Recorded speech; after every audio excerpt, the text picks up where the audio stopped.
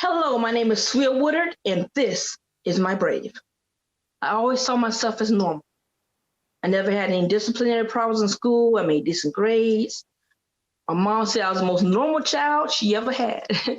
So when I was diagnosed with mental illness, it was really shocking to me. I studied psychology, and I would read textbooks like abnormal psychology. And I would look at a picture of a person with mental illness, and it didn't look like me. So I said, oh, I don't have no mental illness. But is there a look? No, anybody can get mental illness. It's a false image of what mental illness looks like. I had a tough life. I grew up in the projects, abused as a child. My brother, he died by suicide. And I was molested. It was very traumatic. And I had to hold all this in. I don't know why I never seek therapy. That would have been a good idea to seek therapy. But I thought I had it all together. And one day I broke. I moved to Orlando. I thought I was getting married. I started seeing faces in the streets, started getting migraine headaches every day for 6 months, every day. I mean, that job was hard. And those were signs right there.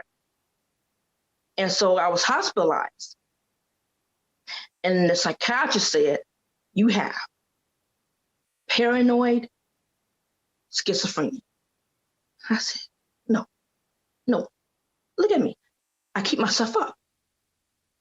No way, I don't have this. And I was hospitalized in Baker Island for like 6 times.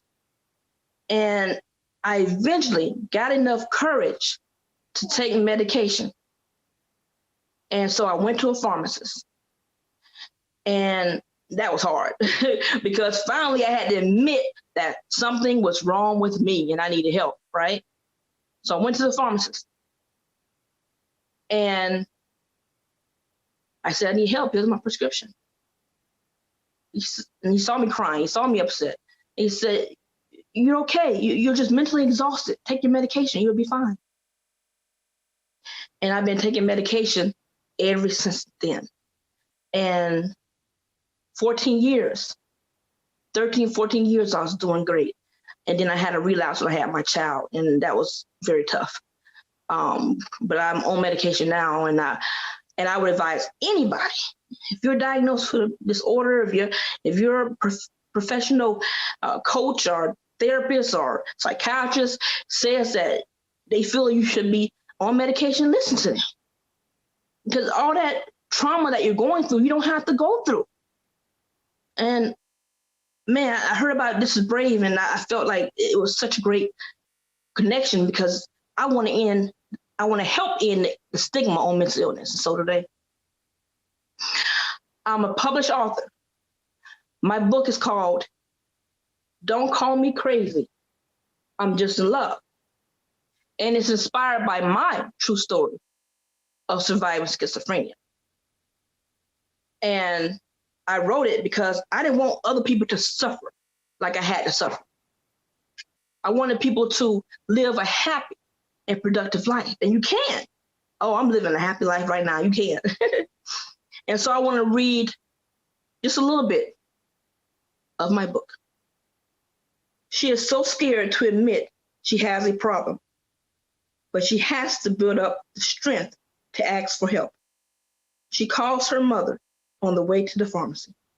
Mom, I'm having racing thoughts. I feel like I'm going to have a nervous breakdown, Nika says. You know, you can always call me. I won't judge you, Miss Muhammad says. Please come by the pharmacy near Moses' apartment. That's where I'll be. Anika finally pulls up to the pharmacy and rushes over to the pharmacy tech, who is dressed in a white jacket. She hands him her prescription. He looks at the prescription and he gives her a judgmental look, like he's staring into the eyes of a lunatic. This prescription is expired. Is this the only prescription you have? Pharmacy tech asks. Yes, Anika replies. The pharmacist sees she's in distress and walks out of the pharmacy to hold her hand. Tears rushed from her scarlet red eyes. I've had a cup of wine, and I'm afraid if I take medication, the medication will cause a bad interaction, Nika says. Do you have a current prescription? When was the last time you saw a doctor? The pharmacist asked. A while ago. Mrs. Muhammad then pulls up, crying tears of pain. Does she have a current prescription? The pharmacist asked. No, I don't believe she does. It's been a while since she's seen a psychiatrist, Mrs. Muhammad says. Why didn't you take your medication? Mrs. Muhammad asked. I didn't want to feel or admit that I was crazy. Only crazy people take medication. I tried the medication for a few days and then stopped. Admitting I have a problem is the hardest thing for me, Anika says. You're not crazy. A lot of my customers come in for psychotic medications. You are just mentally exhausted. You're a beautiful woman. You're not crazy. It's best to take your medication so you can be yourself. No one is going to judge you. There's nothing wrong with taking medication. A lot of people have to take medication for the rest of their lives. People with high blood pressure, diabetes, a lot of people. Take your medication and you can feel normal again. Your daughter has been drinking wine, so she cannot take medication at this time. Take her to the nearest emergency room and be sure they know of this, the pharmacist said. This is my book, Don't Call Me Crazy, I'm Just in Love. It's inspired by my true story. I survived schizophrenia. I'm pushing forward. I'm not going to stop. I'm Swiyyah Woodard, and this is my braid.